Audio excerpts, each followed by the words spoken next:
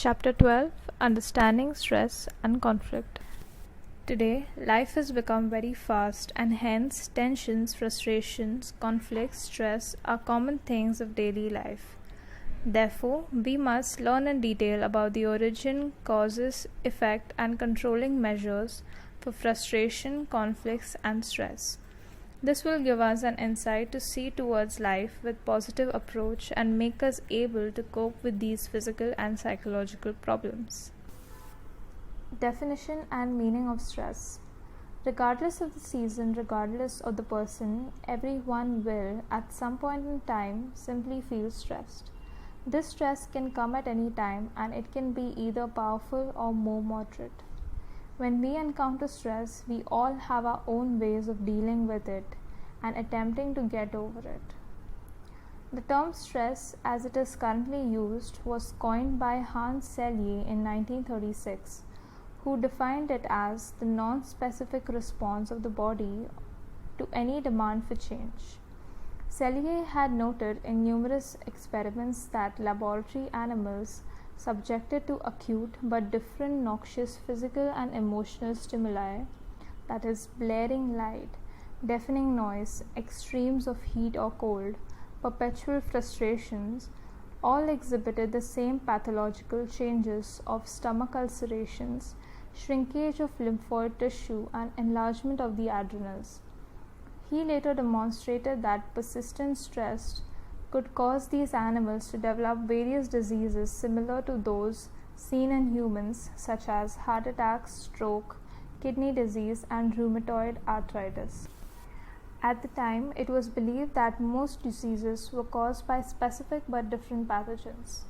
Tuberculosis was due to tubercle bacillus, anthrax by the anthrax bacillus, and syphilis by spirochete, etc.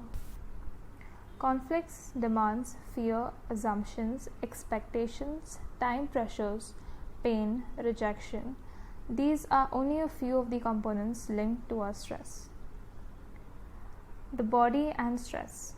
Stress can be physical, chemical, or even an emotional influence that causes bodily or mental tension and anxious feelings. It certainly causes a sense of conflict and a build-up of physical and mental strain. Our bodies actually have a survival mechanism called stress response or startle response, controlled by part of our brain, which introduces chemicals to prepare us for action, especially in threatening circumstances.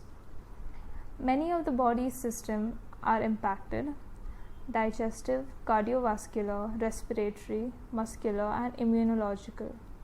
Our mind also go to work in order to help us cope with all the types of issues, including loss, conflict, failure, rejection, abuse, and even our human limitations.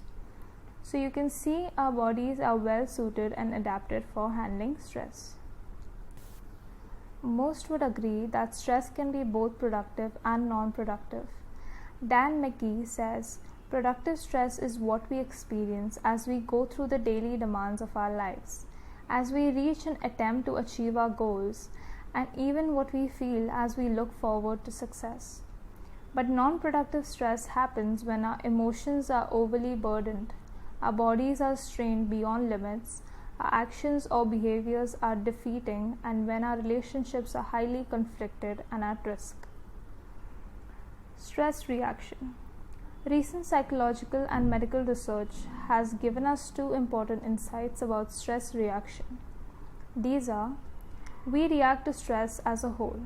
That is, stress usually produces both psychological and physiological reactions. Whether the stress is physical or psychological, our physiological and bodily reactions to stress are highly similar. Stress and General Adaptation Syndrome (GAS). Canadian medical researcher Hans Selye first gave us insight into stress reactions more than 50 years ago. Irrespective of the source of stress, the body mobilizes its defense to deal with the threat in certain pattern. Selye referred to this pattern as the General Adaptation Syndrome (GAS). The GAS consists of three stages: Selye called these the alarm stage, the stage of resistance, and the stage of exhaustion. First, the alarm reaction. The alarm reaction consists of two phases. These are the shock phase and the counter shock phase. During the shock phase, the body automatically tries to defend itself. The defense involves both the autonomic nervous system and the endocrine system. The sympathetic division of autonomic nervous system becomes energized. It increases heart rate and blood pressure, diverts blood away from digestive organs and into the skeletal muscles, and increases perspiration. The endocrine system goes into emergency action. The adrenal glands especially show significant changes. The adrenal cortex becomes enlarged and produces large amount of stress hormone, epinephrine. It also releases its stored up supply of the hormones known as steroids. These hormones aid the action of the autonomic nervous system and increases level of blood sugar. In the counter shock phase, the body temporarily recovers from the symptoms. 2. The stage of resistance. If the stressor persists, people move into the next stage of the GAS. Selye called this the stage of resistance. The adrenal glands return to their normal size. The glucose and salt levels of the blood are restored. During the second stage of the GAS, the body's resources have been fully mobilized and resistance is costly. If an individual is faced with a new stress, psychological or physical, his body is less able to deal with it.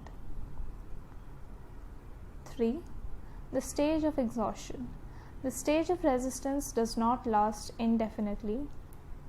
If the stressor continues for a long time, the body's resources may not be able to sufficiently deal with it. In that case, the body enters the phase of exhaustion. Once again, the adrenal glands become enlarged, the kidneys get damaged, and serious physical changes may occur in the brain. The result is illness. If the person faces a second stressor when he has already entered the GAS, the progress towards the stage of exhaustion is much more rapid. Causes of stress and conflict in individuals and society. The situations and pressures that cause stress are known as stressors. We usually think of stressors as being negative, such as an exhausting work schedule or a rocky relationship. However, anything that puts high demand on you or forces you to adjust can be stressful. This includes positive events such as getting married, buying a house, going to college, or receiving a promotion. Common external causes of stress. Not all stress is caused by external factors. Stress can also be self-generated. Major life changes, work, relationship difficulties, financial problems, being too busy, children and family are some of the external causes of stress. Common internal causes of stress. Not all stress is caused by external factors. Stress can also be self-generated. Inability to accept uncertainty, pessimism, negative self-talk, unrealistic expectations, perfectionism, lack of assertiveness are some of the internal causes of stress. Effects of chronic stress. The body doesn't distinguish between physical and psychological threats.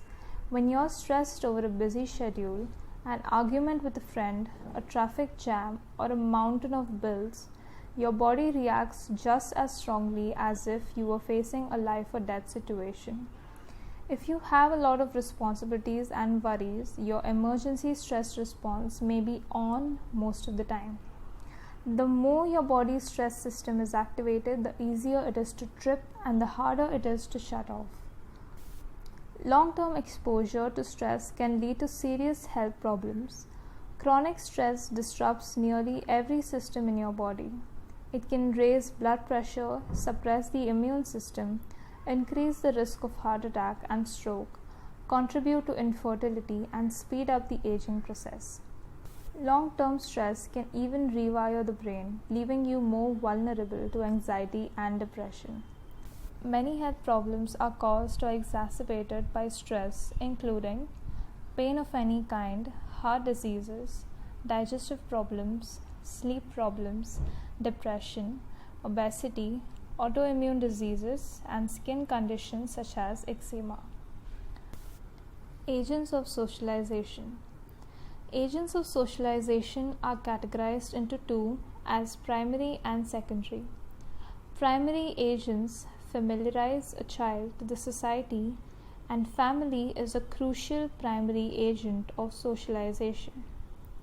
Secondary agents or agencies familiarize a child to an organized place or institution, and it is more systematic than primary agents of socialization. The best example is none other than the schools, wherein there is a particular set of rules and regulations to be followed. Family, school, peer groups, mass media, education institutions, workplaces, religion, and politics are key agents of socialization. Family. Family is the most important and crucial institution of socializing a child. Soon after the birth, a child has to be with the mother, and the child learns particular behavioral patterns from her. Of course, this is a crucial experience in his life. Subsequently, he learns to interact with other members or individuals in the family. Activities such as sucking milk, smiling, carefulness, and tottering are important in primary socialization. The infant gets fulfilled all physical and psychological needs within the family itself. Child rearing practices such as nutrition, sleeping, and use of toilets are to be trained at home. However, all these practices keep changing from society to society. Example, in Asian countries, these practices are experienced with simplicity and relaxation. On the contrary, rigid practices are followed in Western countries. Since in Western countries, the mother is not with the child for a long period of time. However, Asian mother stays with the child for a long period in comparison to Western mother. In addition to child rearing practices, rewarding, threatening, punishing, bargaining, and pleading helps to socialize a particular child. Intention of all these methods is to make the child conform to the society. School. School is another important and crucial agent of socialization.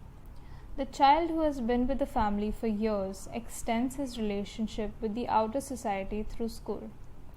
The child receives his school education from 6 to 18 years. The school is known as microsystem, and it is institutional where learning takes place and individuals develop.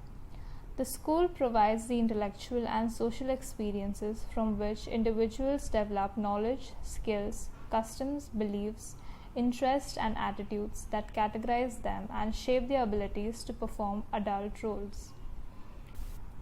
Peer groups. A peer group is a social group consisting of people who are equal in such respects as age, education, or social class. Friendships groups and age grades are also known as peer groups. In course of child's growth, he is motivated to be with the friends of his age. It is mainly prominent from teenagers to adulthood. The socialization that takes place with peers is different from those of the family and school. Similar tastes, likes, dislikes, and ideas influence on the formation of such groups. Those who like sports and music get together and form into groups is such an example. In peer groups, the child acquires a greater understanding in respect of conforming to laws and regulations. The child who does not conform to standard laws and regulations is rejected with ease from the group. Socialization takes place by imitating the individuals who are appreciated by the peer groups as well. Things such as accent, fashions, hairstyles, ways of behavior, etc. are often imitated. Mass media. However, the most important agent of socialization for the development of child is the mass media. Mass media are the different processes that facilitate communication between the sender of a message and the receiver of that message. It plays an important role in the socialization of children. In fact, There are many types of media. These include newspapers, magazines, radio, films, CDs, internet, and television. These kind of media, especially television, affect children's and adults' behavior in different ways. Having mass media as one of our major agents of socialization could be very hard on our society today. Other agents of socialization. People are also influenced by other agencies of socialization as well. The other most predominant agent amongst them is religion. Religion or religious conviction forms social and cultural patterns for individuals. The manner the Muslims dress is not the way for other religious groups. Any religion inculcates moral values such as love and compassion for others. Also, scouts, youth organization, the military, and employment settings are some agents of socialization. In some countries, the military training is even given to ordinary youths recruited for some other professions, since it helps to produce individuals with discipline. Significance of ethics, values, and prejudices in developing the individual. Ethics is a topic often taught in philosophy classes, although there are courses in business ethics, professional ethics, medical ethics, research ethics, environmental ethics, and even bioethics offered as well at various colleges and universities. In fact, ethics comes up in almost every course offered in college. Ethics is important across the entire academic curriculum. In a sense, ethics is a study and practice of what is good, what is moral, what is best.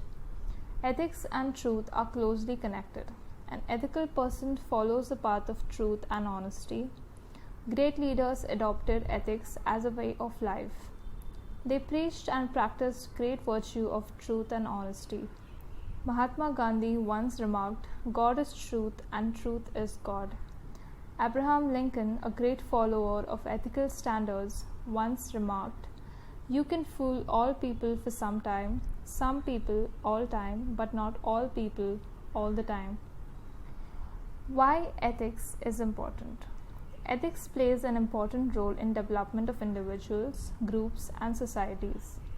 High ethical standards are vital for personality development of an individual and also for the well-being of groups and society. The importance of ethics is briefly explained as follows. 1. Dignified life. Ethics enable a person to live with dignity. The general society appreciates a person who follows ethical practices. He attains a distinguished status in society. 2. Peace of mind. It is said that truth makes you free. A person who follows ethical practice is at peace with himself. 3. Rewards. Truth always prevails. Those who are true and honest get rewards such as promotion or monetary incentives. They are held in high esteem by their colleagues, friends, neighbors, and others. 4. Restricts corruption. Ethical persons do not get involved in corrupt practices. They also discourage others to get involved in corrupt practices.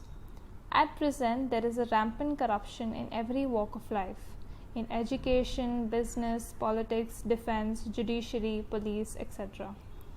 Corruption is a black mark on the growth and prosperity of a nation. Therefore, we need ethical persons in every field. Teachers, religious leaders, and others can play a good role in developing ethics in the minds of people. 5. Reduces social exploitation. Ethics helps to reduce social exploitation of workers and other members of the society. 6. Social upliftment. Ethical people work towards social upliftment of the weaker sections of the society. What is value? What is virtue? Virtues are personal character traits that embody and express values that are judged desirable or admirable. A virtue is a good value lived. Values are the ideals or standards that people use to direct their behavior. Values are what people strive to realize in their lives. Values are the standards we use in making judgments about what is important in life and what is right or wrong in a human behavior. We judge ourselves and others in terms of our values. We may not agree with another person's values, but everyone lives by values. Virtues are character traits or dispositions in a person that embody and express values that are judged desirable or admirable. A person's virtues define the ethical character of a person. Virtues are values that have become intrinsic to the person's identity and the way of life of a person. The roles of value is briefly explained as follows. 1. Personality development. Values develop the overall personality of an individual. Values are generally learned through parents, religious leaders, teachers, and other senior members of the society. Sometimes great life-changing values comes to us in brief moments of contact with high potential personalities, wrote Walter McPeak. 2. Values generate love, peace, and happiness. We can say this because the value of respect and concern for others, cooperation, etc., develop a spirit of togetherness. Conflicts can be solved through mutual understanding, and as such, there can be love, peace, and happiness. 3. Values foster economic progress. For the progress of the society, values are important, but at the same time, following these values in day-to-day life and in social life give more benefit for the growth of the country in business, education, politics. Fair dealing is much more important than anything else. The fair dealings would enable a country to progress, whereas corrupt practices will keep a nation backward or underdeveloped, as is the case of most of the underdeveloping nations. Also, the value of excellence urges people to exploit their potential in order to come out with new and innovative ways. 4. Values foster social development. The social development in terms of education, health, and family welfare can get a boost due to the practice of basic human values. Example, due to the generosity, people may donate money towards setting up schools, colleges, cultural organizations, health centers, etc. As a result of such generous donations, the social development can take place in the society. 5. Values facilitate regional cooperation. Human values such as respect, cooperation, and tolerance can help to facilitate regional cooperation. India's foreign policy is based on these values. The regional cooperation among the states of a nation or among different nations can help to improve economic and social development of the entire region. 6th, values improve standard of living. Following these basic human values, individual can bring upliftment in within himself or herself as well as among society. The value of excellence enable people to develop new products, processes, etc. Such innovation enable people to enjoy new and better varieties of goods and services which add to the standard of living of the people. 7. Values develop positive attitude. Values develop positive attitudes towards our thought process, towards society, towards life. This positive attitude gives courage to defeat any worse situation in life. It also gives us attitude to excel far in work. Role of prejudices and stereotypes in development of the individual. The English term prejudice and its equivalents in many other European languages refer primarily to prejudgment or preconcept reached before the relevant information has been collected or examined and therefore based on inadequate or even imaginary evidence. Effects of prejudice. 1. Stereotypes. A stereotype is a generalization about a person or group of persons. We develop stereotypes when we are unable or unwilling to obtain all of the information we would need to make fair judgments about people or situations. 2. Discrimination. When we judge people and groups based on our prejudices and stereotypes and treat them differently, we are engaging in discrimination. Example, discrimination against Jews, women, African American, in India, discrimination against lower caste people. 3. Racism. Anthropologists, scientists who study humans and their origins generally accept that human species can be categorized into races based on physical and genetic makeup. For example, many, but certainly not all African Americans have physical differences from Caucasians beyond their dark skin, such as wiry hair. Virtually all scientists accept the fact that there is no credible scientific evidence that one race is culturally or psychologically different from any other, or that one race is superior to another. 4. Sexism. The concept of equal rights for women is as old as the ancient Greeks. The Greek philosopher Plato advocated the equality between the sexes in his Republic. 5. Minority persecution and genocide. A minority group may be victimized by a more powerful majority which is insensitive to the needs and aspirations of that minority. Minority groups may be subjected to dehumanization experiences, made to feel powerless by being subjected to degrading and humiliating experiences based on prejudice. 6. Scapegoating. Scapegoating is the practice of blaming an individual or group for a real or perceived failure of others. The origin of the term comes from the Bible. The high priest in biblical times would place his hands upon a goat's head and transfer the sins of the community to the goat, which was then released into the desert. 7. Demagogues and propaganda. Some prejudice has been passed down from generation to generation. Prejudice against Jews, called anti-Semitism, has been known for more than 2000 years. It is usually the case, however, that the passion of hatred against minorities by members of the majority are stirred up by charismatic leaders who exploit latent hatred for their own political ends.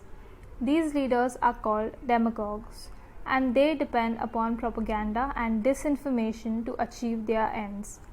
Propaganda is a form of communication that is aimed at influencing the attitude of a community towards some cause or position. Propaganda is usually repeated and dispersed over a wide variety of media in order to create the desired result in audience attitudes. Definition of stereotypes. Beliefs to the effect that all members of specific social groups share certain traits or characteristics. Stereotypes are cognitive frameworks that strongly influence the process of incoming social information. For instance, when activated, they lead us to form tactic inferences about others that they make information that is inconsistent with stereotypes seem to be consistent with them. Techniques for reducing prejudice. Prejudice is an all too common part of social life, but most social psychologists believe that it can be reduced. It is not inevitable. Here are some techniques that seem to work. Teaching children tolerance instead of bigotry. Increased intergroup contact or merely knowledge that it occurs. Recategorization, undermining stereotypes, cognitive technique, reductions in prejudice. Social influence also helps to reduce prejudice. Aggression and violence as the public expressions of conflicts in society. Aggression is behavior directed towards the goal of harming another living being who is motivated to avoid such treatment. Theories of aggression. Drive theories. To motivate to harm others. General Affective Aggression Model GAAM. A wide range of input variables influence cognitions, affect and arousal, and these internal states plus other factors determine whether and in what form aggression occurs. Causes of aggression. Research finding indicates that aggression stems from a wide range of variable social factors, personal characteristics, and situational factors. Here is an overview of the most important factors. Social determinants of aggression. Frustration, direct provocation, exposure to media violence, extreme example of arousal. Personal determinants of aggression. Type A behavior pattern. A pattern consisting primarily of high levels of competitiveness, time urgency, and hostility. Hostile attribution bias. Hostile intentions or motives in other actions are ambiguous. Gender. Males are more aggressive overall than females, but this differences in the context of strong provocation. Situational determinants of aggression. High temperatures, alcohol, cultural beliefs and values. Aggression in long-term relationships, bullying and workplace violence. Technique for prevention and control of aggression. 1. Punishment. Punishment can be effective in reducing aggression, but only when it is delivered under certain conditions. 2. Catharsis hypothesis. The catharsis hypothesis appears to be mainly false. Engaging in vigorous activities may produce reductions in arousal, but these are only temporary. Similarly, aggression is not reduced by engaging in apparently safe forms of aggression. 3. Apologies. Aggression can be reduced by apologies, admission of wrongdoing that include a request for forgiveness, and by engaging in activities that distract attention away from the causes of anger. 4. Exposure to non-aggressive models. Aggression can also be reduced by exposure to non-aggressive models, training in social skills, and the induction of affective states incompatible with aggression.